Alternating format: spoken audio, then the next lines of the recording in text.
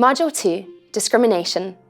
Although much has been done on a societal level to reduce prejudice and discrimination, it does still unfortunately occur within organisations.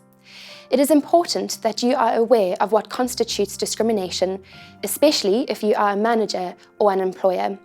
Not only because everyone deserves to be treated equally, but because it can have legal implications.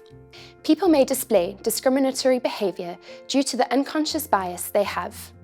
Unconscious bias is the term we use to describe the associations we hold outside our conscious awareness and control. Unconscious bias is automatically triggered by our brain, which makes quick judgments. Often this is impacted by your personal experiences, cultural context, societal settings, and background. Unconscious bias often has a profound influence on our behaviours and attitudes. We need to be mindful as it can often impact key decisions we need to make in the workplace, which can lead to treating others unfairly. What is discrimination within an organisational setting? Often discrimination within an organisation is based on various prejudices. This can often lead to another person feeling that they are being treated differently. It is important to flag that if you discriminate against someone, you could in fact be acting unlawfully, and there might be severe consequences for your actions. Discrimination can either be direct or indirect.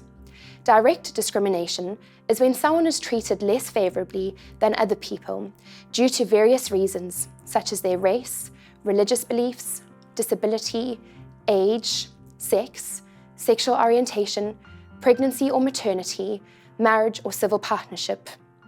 Each country has varying policies with regards to discrimination. According to the Equality Act of 2010 in the United Kingdom, these form part of your protected characteristics.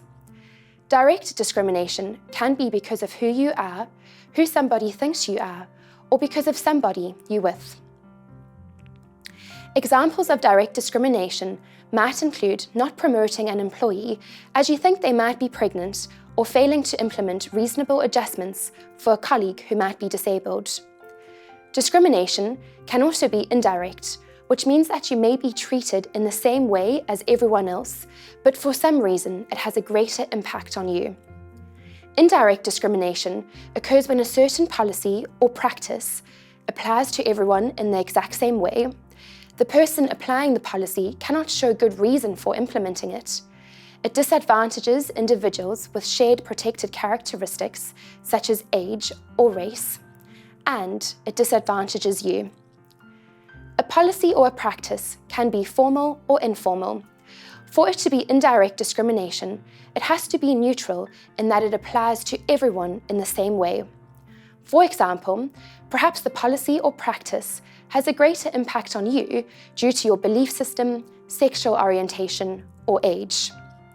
An example of indirect discrimination could include an employer introducing a rule that all employees must work at least 2 Saturdays each month. This new rule can be seen as indirect discrimination against any employee that practices Judaism, as Saturdays are usually religious days. As an employer, there are various things that you can do to ensure that you're not discriminating against anyone. Here are a few areas to be mindful of. Your recruitment strategies. Be mindful that the language in your job adverts do not discriminate against certain people. For example, titles like handyman might turn away a candidate if they identify differently, or requiring applicants to have at least 10 years of experience in some industries automatically removes younger candidates from the picture. Create awareness around discrimination. Most of the time, discrimination occurs due to the unconscious bias we might have. Therefore, by offering training around discrimination, employees are able to become more aware and respect difference. It might be worth providing additional training for managers so that they are equipped to identify cases of discrimination and take the best course of action. Reflect on your policies.